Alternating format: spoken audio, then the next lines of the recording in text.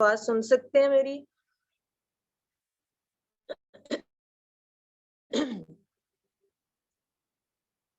Any one beta mic کو ذرا unmute کر کے مجھے بتائیں کہ آپ کو آواز آ رہی ہے سعد؟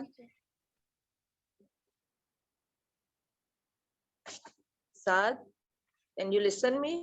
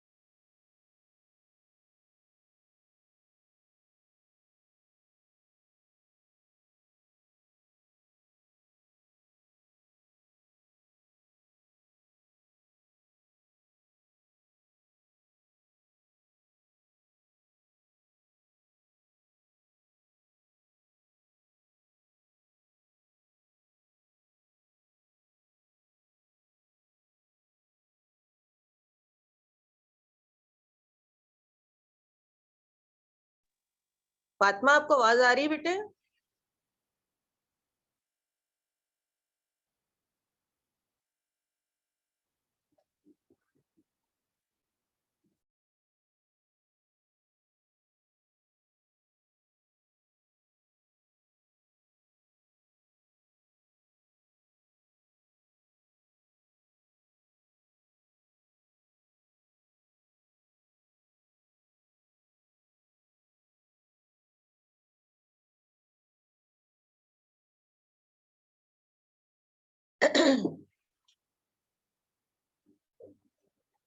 ہاں جی بیٹا، آپ لوگوں نے ٹائم کلاس میں جیسے تھا طریقہ تو وہی ہے، لیکن اس میں کوسچنز کی طرح تھوڑی سی ڈفرینٹ ہے. اس میں آپ کا خلاصہ نہیں ہوگا نظم کا، اس میں آپ کا سبق کا خلاصہ ضرور ہوگا لیکن نظم کا یا غزل کا خلاصہ نہیں ہوگا. اس میں ایک دو نئے کوسچنز ایڈ ہوئے ہیں. آپ کی سٹوری جو تھی وہ ختم ہو جائے گی اور اس کے اندر خط تھا وہ ختم ہو گیا.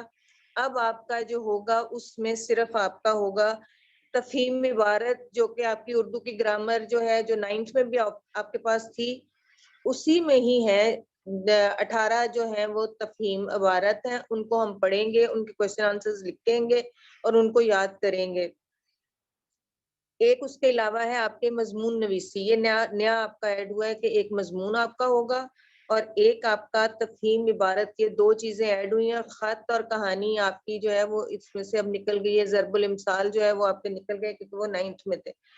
سب سے پہلا کوسچن تو وہی ہوگا آپ کا ایم سی کیوز والا، اینڈ دوسرا ہوگا آپ کا اشعار کی تشریح، تیسرا اقتباسات کی تشریح ہوگا اور اس کے بعد ہوگا آپ کا سبق کا سوالات کے مختصر جوابات. جو چیپٹرز ہم پڑھیں گے، جو نظمیں غزلیں پڑھیں گے، ان کے چیپٹرز کے جو سوالات ہوں گے ان کے جو آنسرز ہوں گے وہ سوال ہوگا جو کہ وہ 9th میں بھی آپ کے ہوتا تھا. اسی طرح یہ بھی 5 سوال ہوں گے جن کے 10 نمبر ہوں گے. اس کے بعد نیکسٹ کوسچن ہوگا آپ کا سبق کا خلاصہ. سبق کا خلاصہ اسی طرح آپ نے لکھنا ہے جس طرح کہ 9th میں لکھتے رہے. پھر اس کے بعد ہے آپ کا جو 7واں سوال ہوگا، نہیں سوری 6ٹھا سوال ہوگا مضمون نویسی، اور وہ مضمون ہوتا ہے آپ کا کافی بڑا. میں نے نوٹس بنائے ہوئے ہیں، آپ اسکول سے لے سکتے ہیں. سارے نوٹس لے کے انہی کو یاد کیجئے گا اور مضامین کو یاد کرنے کے بعد آپ کا وہی ان کو اگر آپ پراپرلی اچھی طرح یاد کر لیں گے تو آپ کے لیے بہت آسانی ہو جائے گی. اشعار کی تشریح اور جو ہے ان کے نوٹس بھی آپ کو اسکول سے ہی ملیں گے، یہ بھی آپ نے وہیں سے لینے. اور تفہیم عبارت جو ہوگا وہ کوسچن نمبر 7 ہوگا. لیکن ان کی ترتیب میں آپ کو لکھوا دوں گی کسی وقت، یا اگر ابھی آپ لکھنا چاہتے ہیں تو لکھ سکتے ہیں تو لکھ لیں. اور ورڈ میں میننگز کے لیے پینسل اپنے ہاتھ میں پلیز رکھیے گا، کیونکہ میں جب آپ کو پڑھا رہی ہوں گی تو آپ کو ڈیفیکلٹ ورڈز کے میننگ ساتھ ساتھ لکھنے ہیں تاکہ آپ کو ایکسپلینیشن کرنے میں آسانی رہے. سب سے پہلے اس کی ترتیب میں تفہیم عبارت والا سوال سب سے پہلے ہوگا، اس کے بعد نمبر 2 ہوگا سوالات کے جوابات. ٹھیک ہے، تفہیم عبارت سب سے پہلا، پھر سوالات کے جوابات، پھر ہے جی خلاصہ لکھنا ہے آپ نے سبق کا. اس کے بعد نیکسٹ کوشچن ہوگا نثر پاروں کی تشریح. کس کی تشریح؟ نثر پاروں کی تشریح. اور اس کے بعد آپ کا ہوگا وہی سیکنڈ لاسٹ کوشچن اشعار کی تشریح. اشعار کی تشریح کو وہی ٹائم آپ نے دینا ہے جو کہ آپ 9th میں دیتے رہے تھے. 5 اشعار ہوں گے جن کو کہ آپ نے 30 منٹس میں کرنا ہے. اس کے بعد لاسٹ کوشچن 6th کوشچن ہوگا مضمون کا. مضمون لکھنا ہے جو آپ نے وہ 40 منٹس آپ نے اس کو دینے ہیں. Okay, now I think you understand all this.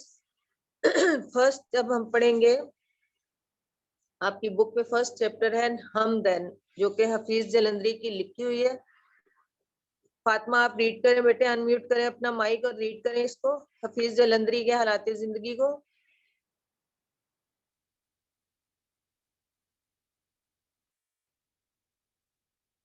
بیٹے انمیوٹ کیجئے.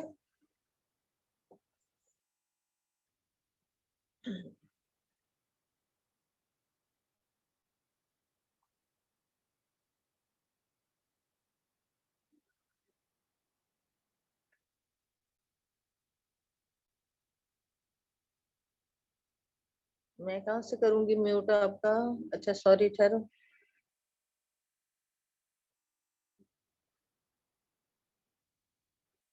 کرو اب.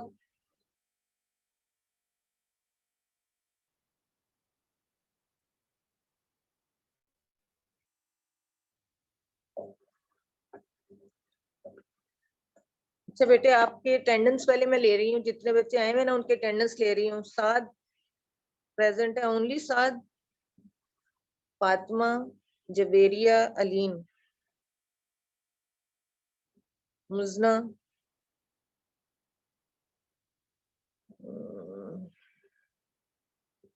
مہک، جویریہ، علیم، مزنہ. آمنہ ہے، حسین ہے اور زہیب ہے.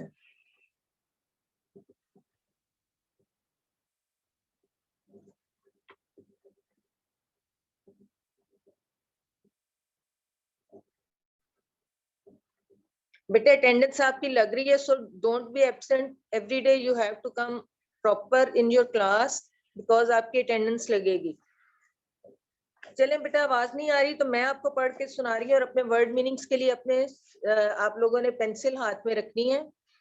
حفیظ جلندری محمد حفیظ نام تھا اور حفیظ تخلص تھا. جالندھر میں پیدا ہوئے، جالندھری کے حساب سے انہوں نے اپنے شہر کے نام سے اس کا اپنا ساتھ انہوں نے لگایا، تو حفیظ جالندھری. جلندھر میں پیدا ہوئے اس لیے انہوں نے اپنے آپ کو حفیظ جالندھری کے طور پر ان کی شہرت ہے.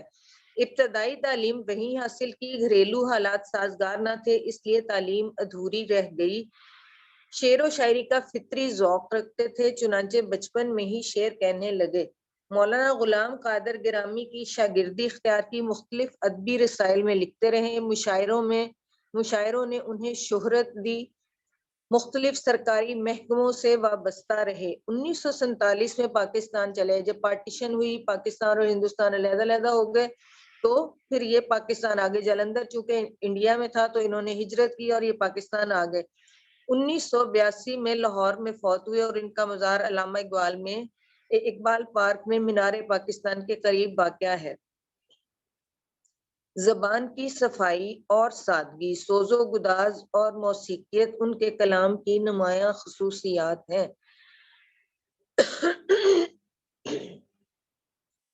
سب سے زیادہ ان کی جو مشہور بات ہے وہ انہوں نے پاکستان کا قومی ترانہ حفیظ جالندری نے لکھا تھا، ایک باعث فخر تخلیق ہے. انہوں نے دیگر بہت سی قومی نظمیں بھی لکھی ہیں.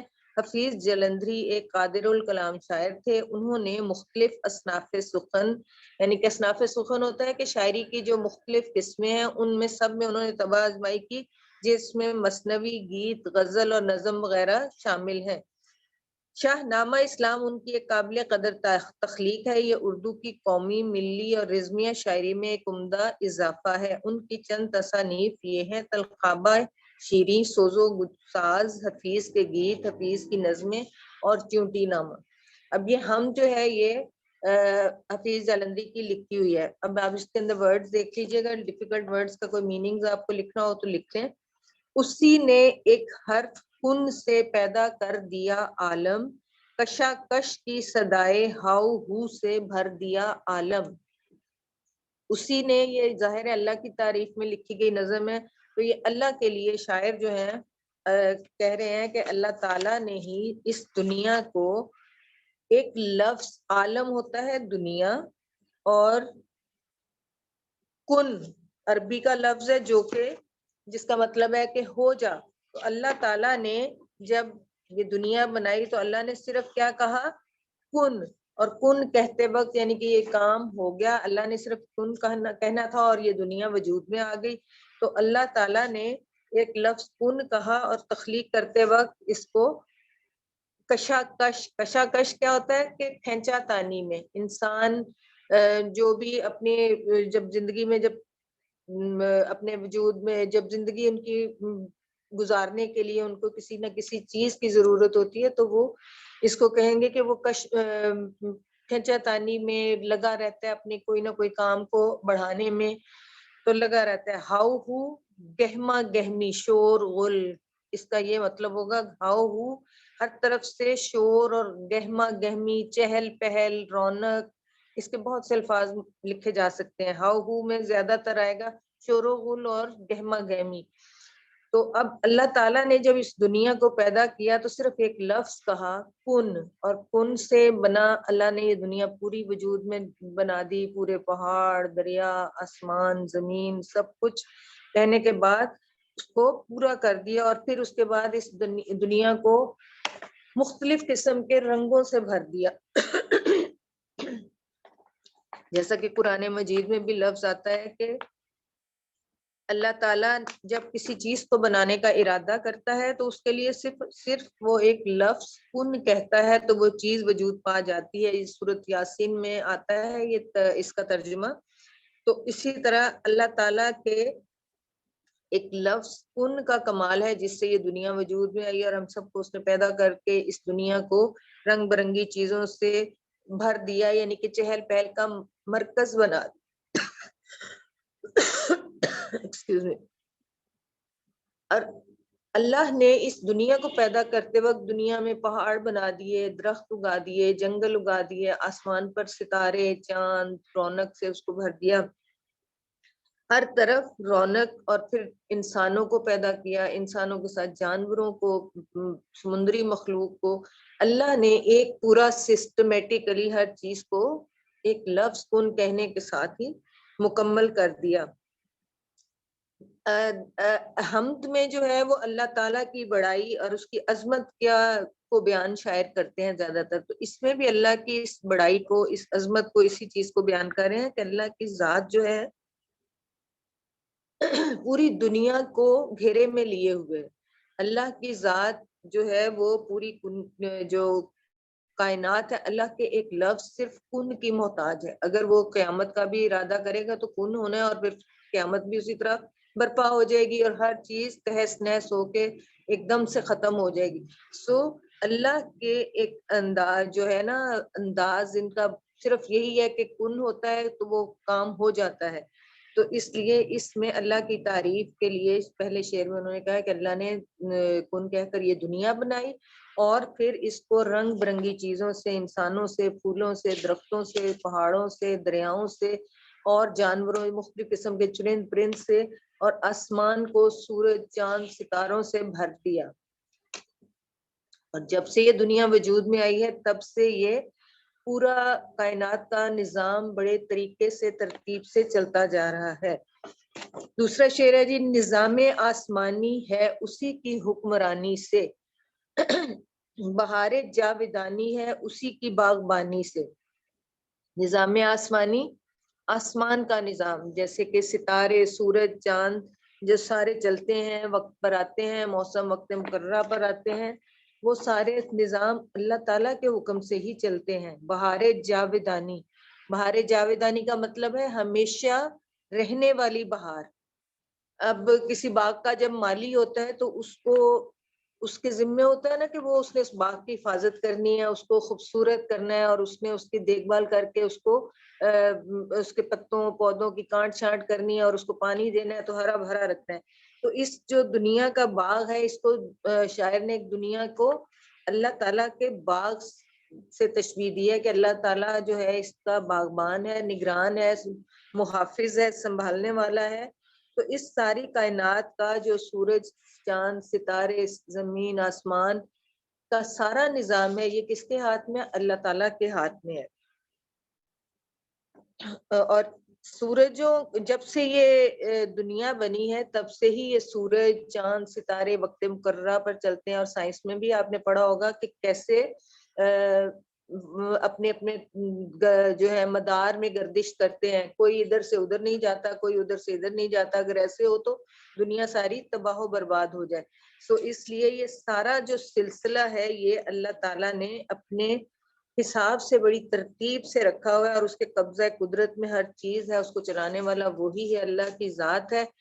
اور دوسرے مصرے میں بھی اللہ تعالیٰ کہتے ہیں، شاعر کہتے ہیں کہ یہ جب جس طرح کے کسی باغ کو کوئی مالی جو ہے بڑے خوبصورتی سے سنبھالتا ہے، تو اللہ نے یہ جو دنیا کا باغ بنایا، اس باغ میں اللہ تعالیٰ نے پورے مختلف قسم کی چیزیں اس کی کر دی اور اس کو خوبصورتی سے سجا دیا. جس طرح باغ کو لوگ باغبان، مالی، یہ باغبانی جو ہے یہ اس کے باغ کی حفاظت کرنے والے باغبان کو مالی کو کہا جاتا ہے. تو اس دنیا کا، اس کائنات کا، اس پورے عالم کا جو ہے باغبان کون ہے؟ رب تعالیٰ ہے. اور اللہ تعالیٰ ہی اس چیز کو خوبصورتی سے بھر دیتا ہے، اور اسی نے اس کے کن کہنے سے ہر چیز وجود پاتی ہے. اور اسی لیے اس کی خوبصورتی سے یہ جو دنیا میں ساری اللہ کے کہنے کی خوبصورتی سے ہے، یہ ساری دنیا کی رونق نظر آتی ہے ہمیں دنیا میں. زمین پر جلوہ آرا ہیں مظاہر اس کی قدرت کے، بچھائے ہیں اسی داتا نے دسترخوان نعمت کے. اب زمین پر جلوہ آرا ہیں، جلوہ آرا ہیں دکھائی دیتے ہیں، نظر آتے ہیں. مظاہر نشانیاں، نظر آنے والی چیزیں. مظاہر کا مطلب ہوتا ہے نشانیاں یا نظر آنے والی چیزیں اس کی قدرت کے. زمین پر جتنی بھی چیزیں نظر آتی ہیں اس میں اللہ تعالیٰ کی قدرت کی نشانیاں نظر آتی ہیں. پھر اس کے بعد بچھائے ہیں اسی داتا نے، داتا ہوتا ہے دینے والا، اللہ ہی دینے والا ہے. دسترخوان جو کھانے پینے کی چیزیں، نعمتیں جس دسترخوان پہ سجی ہوتی ہیں وہ اسی اللہ نے ہی سب کو عطا کی ہیں. اب اس زمین پر ہمیں جتنی بھی چیزیں قدرت کی نشانیاں نظر آتی ہیں سب جو ہیں اس کی اللہ کے جلووں کے جو ہے وہ نظر آتے ہیں. ہر طرف ہمیں اس کی نشانیاں نظر آتی ہیں. زمین پیدا کی، اس کے اندر اس نے مخلوقات سے اس کو بھر دیا. اس میں کئی طرح کے کیڑے مکوڑے، جاندار چرند پرند نظر آتے ہیں. کوئی پیٹ کے بل رینگتا ہے، کوئی دوڑتا ہے، کوئی ایک دوسرے کا شکار کرتا ہے. سو اللہ تعالیٰ ہر چیز پر قادر ہے کہ وہ کس طرح کی چیز کیسے اس کو دنیا میں پیدا کرے اور کیسے چلے. اب دوسرے مصرے میں کہا ہے بچھائے ہیں اسی داتا نے دسترخوان نعمت کے. اللہ تعالیٰ نے اس پوری دنیا کو ایک دسترخوان بنا دیا، یعنی کہ جہاں بھی وہ رہنا چاہے وہاں وہ اپنے لیے زمین کی گودائی کرے اور اس میں زمین میں فصلیں بوئے اور اپنا اس میں چیزیں اگائے، سبزیاں اگائے، نعمتیں اگائے، فروٹ اگائے. تو یہ اللہ نے پوری دنیا کو ہی ایک دسترخوان کی صورت میں دے دیے کہ جہاں انسان رہائش بھی اختیار کرتا ہے اور جہاں وہ اپنے کھانے پینے کا سامان بھی تیار کرتا ہے. تو اس لیے اللہ تعالیٰ نے دنیا کے جتنے بھی وہ قدرت کی نشانیاں اور نعمتیں ہیں وہ اس دنیا میں رہنے والے لوگوں کو دے دی. وہ سب کو اسی طرح عطا فرماتا ہے جس طرح، کیونکہ وہ سب کا رازق ہے. جاندار چرند پرند حیوان جتنے بھی جانور ہیں سب کا اور انسانوں کا سب کا خالق، سب کا دینے والا، داتا دینے والا اللہ تعالیٰ ہے. تو اللہ تعالیٰ ہی اس دنیا کے لوگوں کو، اس دنیا کے جانوروں کو، اس دنیا کے جتنی بھی چرند پرند مخلوقات اس نے پیدا کی ہیں، ان سب کا خالق، رازق، دینے والا کون ہے؟ اللہ ہے.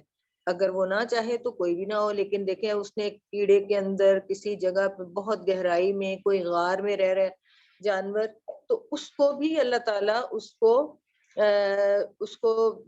اوکے بیٹا مہرو، تو اس کو وہ جو ہے نا خوراک مہیا کرتا ہے. اللہ تعالیٰ جتنے بھی جاندار، جتنے بھی لوگ ہوں گے ان کو خوراک مہیا کرتا ہے. ٹھیک ہے. اگلا شعر ہے جی، یہ سرد و گرم، خشک و تر، اجالا اور تاریکی، نظر آتی ہے سب میں شان اسی ذات باری کی. اب سرد و گرم، اب یہ دونوں لفظ متضاد ہیں. سردی گرمی موسموں کے حساب سے آ گیا. خشک و تر، خشک موسم، بارشوں والا موسم. تر گیلا ہوتا ہے. اور یہ تینوں ورڈ جو ہیں متضاد ورڈز ہیں. سرد، گرم، خشک، گیلا، خشک اور تر گیلا، اور اجالا روشنی اور تاریکی. یہ تینوں ورڈ جو ہیں الفاظ متضاد ہیں. تو اللہ تعالیٰ نے ہر طرح کی دنیا میں نعمتیں پیدا کی، جس میں سردی بھی آ جاتی ہے، گرمی بھی آ جاتی ہے، بارشوں کا موسم بھی آ جاتا ہے، خشکی کا موسم بھی آ جاتا ہے، رات آتی ہے، دن آتا ہے. تو یہ ساری نشانیاں اللہ تعالیٰ کی قدرت کی نظر آتی ہیں، اور نظر آتی ہیں سب میں شان اسی باری تعالیٰ کی. اللہ تعالیٰ کی ذات کی جو قدرت ہے وہ ساری ان چیزوں سے نظر آتی ہے. کون ہے کوئی کر سکتا ہے انسان کوئی اس طرح کہ بھی دن کے وقت ہو جائے، دن جو ہے وہ اگلے دن جو رات ہے وہ دن میں تبدیل ہو جائے؟ نہیں. اپنے سسٹمیٹیکلی طریقے سے اللہ تعالیٰ نے جس دن سے اس دنیا کو، اس کائنات کو پیدا کیا، اس نے اس نظام شمسی کا، اس دنیا کا جو بھی سسٹم ہے، جو بھی نظام ہے، اس کو بڑی ترتیب کے ساتھ ایک دوسرے کے آگے پیچھے چلایا ہوا ہے. اور وہ اب تک چلتے آ رہے ہیں، قیامت تک انہوں نے اسی طرح چلتے رہنا ہے. تو اس لیے اب اسی طرح اللہ تعالیٰ نے ان سب چیزوں کی ضد کو بنایا. اگر سردی ہے تو اس کی ضد میں گرمی کو بھی بنایا. اگر صرف سردی ہی رہتی تو پھر وہ جو انسان فصلیں یا پودے یا جو بھی چیز رکھتا تو وہ کبھی بھی نہ ہوتی، اور انسان صرف سردی کی وجہ سے ٹٹر ٹٹر کر مر جاتا. لیکن اللہ تعالیٰ نے اس کے ساتھ دھوپ کو بھی رکھا، سورج کو بھی رکھا، اور اس کے الٹ میں گرمی، جب سردی ایک دفعہ سردی پیک پہ آتی ہے، پھر اس کے الٹ میں گرمی بھی آتی ہے. اگر خشکی زمین بنائی ہے تو ساتھ اس نے سمندر، دریا وغیرہ بھی بنائے، گیلے جگہ بھی بنائی، اور اگر بارش ہوتی ہے تو خشک موسم بھی بنایا. تو اللہ کی قدرت کی نشانیاں ہیں کہ اس نے اس پوری دنیا میں خشکی بھی بنائی ہے، تری بھی بنائی ہے، اور رات ہے تو اگلے دن بھی چڑھتا ہے. تو یہ سب چیزیں اللہ تعالیٰ کی قدرت کی نشانیوں میں شامل ہوتی ہیں. اس لیے اللہ تعالیٰ نے اس جو دنیا کو بنایا ہے اس کی مثال اسی طرح کی چیزوں سے شاعر نے دی ہے کہ یہ دن، رات، سردی، گرمی، اندھیرا، اجالا، یہ سب کس کی قدرت کی نشانی ہے؟ اللہ کی. نیکسٹ شعر ہے جی، وہی ہے کائنات اور اس کی مخلوقات کا خالق، نباتات، جمادات اور حیوانات کا خالق وہی ہے رب ہے. اس کائنات کا، اس دو جہان کا، یہ جو جہان بنایا اللہ نے، اور اس کے اندر پیدا ہونے والی مخلوقات ہیں جو اس کے اندر جاندار ہیں، جتنے بھی جاندار ہیں، چاہے وہ حیوان ہے، چاہے وہ جانور ہے، چاہے وہ جنگلی جانور ہے، چاہے کیڑے مکوڑے ہیں، چاہے سمندری مخلوق ہیں. تو یہ سارے جو ہیں یہ سب کون ہے؟ کائنات کے مالک اللہ تعالیٰ نے ہی بنائے ہیں. پھر ہے وہ نباتات کا. نباتات کیا ہوتی ہیں؟ جڑی بوٹیاں. نباتات کا، جمادات کا جو کہ یہ پہاڑ وغیرہ ہیں ان کا، اور حیوانات کا جو جنگلی جانور وغیرہ ہیں ان کا وہ جو خالق ہے وہ کون ہے؟ اسی وہ رب باری تعالیٰ ہے. یعنی کہ اللہ تعالیٰ نے انسان کے جو بنانے کے لیے یہ پوری دنیا کو پیدا کیا، پھر اس میں پہاڑ، زمین، آسمان، سارا کچھ اس نے بنا دیا اللہ تعالیٰ نے. اور اس نے جتنی بھی مخلوقات دنیا میں پیدا کی ان سب کو بڑے طریقے سے ان کا کسی کا مسکن کہیں ہے، کسی کا مسکن کہیں ہے، لیکن وہ ہر ایک چیز کا خالق ہے. مثلاً اس نے پودے بنائے، نباتات بنائے، جڑی بوٹیاں پیدا کی جن میں انسانوں کے لیے وہ جو ہے فائدے بھی ہیں، ان کے لیے کھانے کے سسٹم بھی ہیں، کھانے کے پھل وغیرہ بھی ہیں. تو یہ نعمتیں جو ہیں یہ سب اللہ تعالیٰ کی بنائی ہوئی نعمتیں ہیں جو کہ انسان ان سے فائدہ اٹھاتا ہے. اب پہاڑ ہے، پہاڑ جو ہے اللہ نے بنائے تو پہاڑ کو جو ہے زمین کی مضبوطی کے لیے بنایا نا، کہ زمین جو ہے وہ ڈولتی نہ پھرے، تو سو ان پہاڑوں کو میخوں کی طرح جمادات جو ہوتے ہیں بیٹے ٹھوس چیزیں، جن میں پہاڑ آ جاتے ہیں، چٹانیں آ جاتی ہیں، ٹھوس چیزیں، سخت چیزیں جو کہ جمی ہوئی ہوں، جمادات. سمجھ آ گئی؟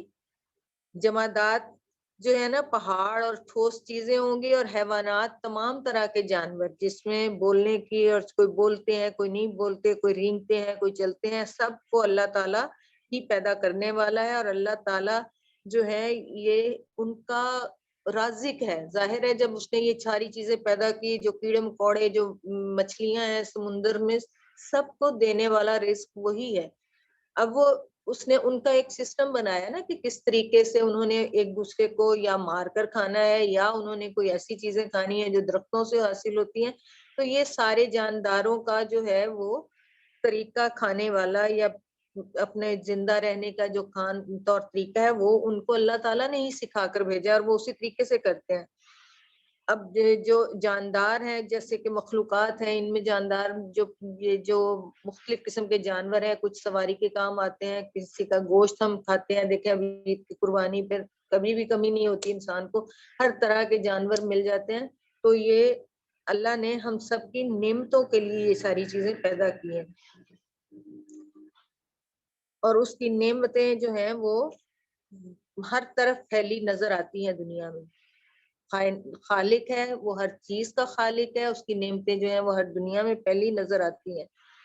اگلا شعر ہے جی، وہی خالق ہے دل کا اور دل کے نیک ارادوں کا، وہی مالک ہمارا اور ہمارے باپ دادوں کا. اب اس میں بھی یہی شاعر یہ کہہ رہے ہیں کہ اللہ تعالیٰ ہمارے دلوں کے حالات سے پوری طرح باخبر ہوتا ہے.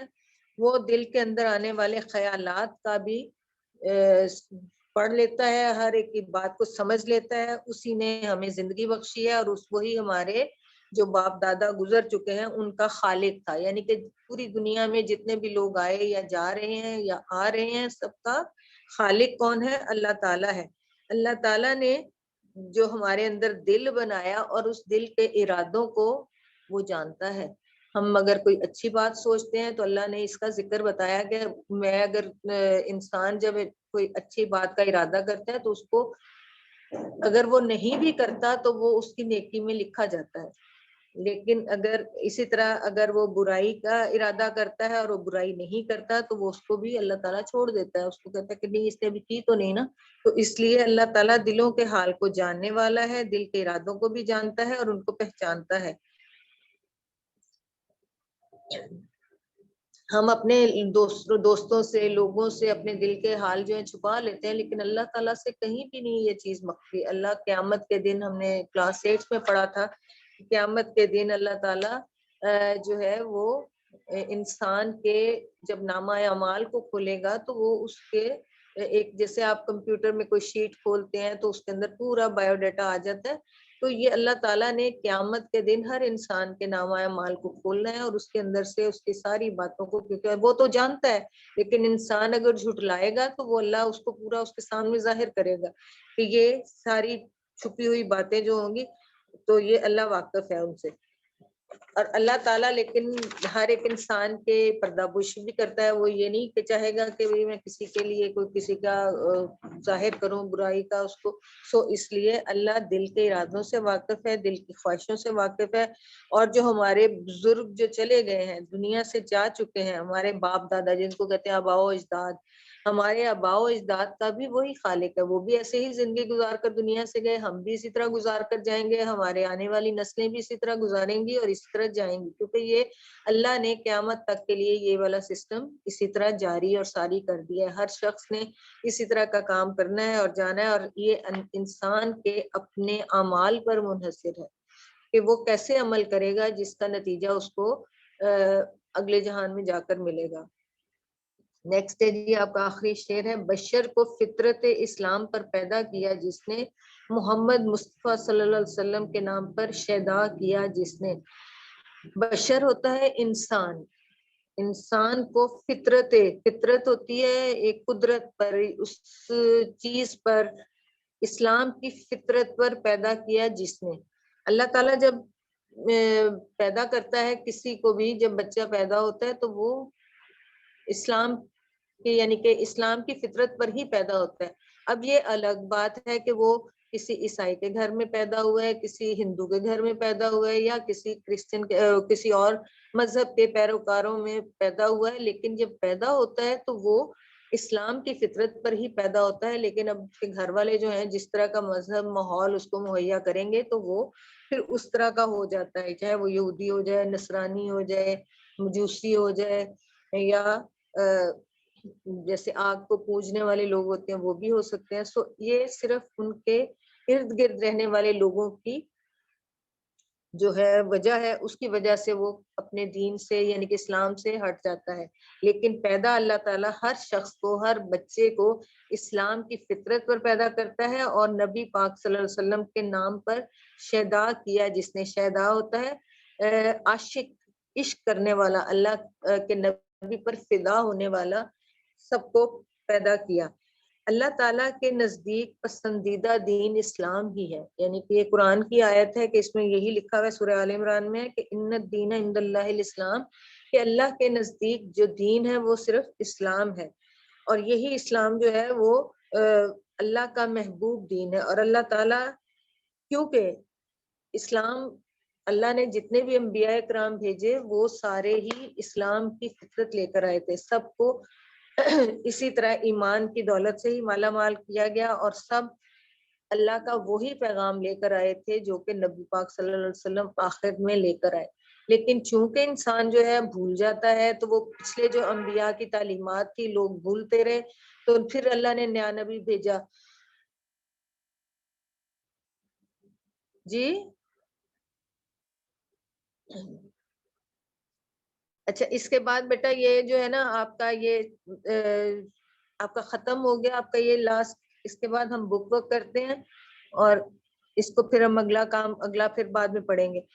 تو اس لیے اللہ تعالیٰ نے اس دنیا کو بنانے کے بعد اللہ کے نبی کو بھی پھر بنایا، پھر آخری نبی ہمیں بھیجے، مختلف نبی جو تھے وہ آتے رہے اور جاتے رہے، لیکن اسی طرح نبی پاک صلی اللہ علیہ وسلم بھیجے تو ان کے اوپر بھی ہمیں سب لوگ جو ہیں نبی پاک صلی اللہ علیہ وسلم کے نام پر قربان ہونے کو تیار ہیں، جتنے بھی مسلمان ہیں وہ ان پر قربان ہونے پر تیار ہیں، اور اس کے لیے آپ صلی اللہ علیہ وسلم سے محبت کا تقاضا یہی ہے کہ ان پر درود و سلام بھیجا جائے، ان سے محبت کی جائے، کیونکہ وہ اللہ کے محبوب نبی ہیں، اور ان کے بعد کوئی نبی نہیں آئے گا، وہ آخری خاتم الانبیاء ہیں، اور ان کی خاطر اللہ نے شاید یہ دنیا تخلیق کی تھی، اور ہر مسلمان کو اس پر ان پر قربان ہونے کا اللہ نے درس دیا۔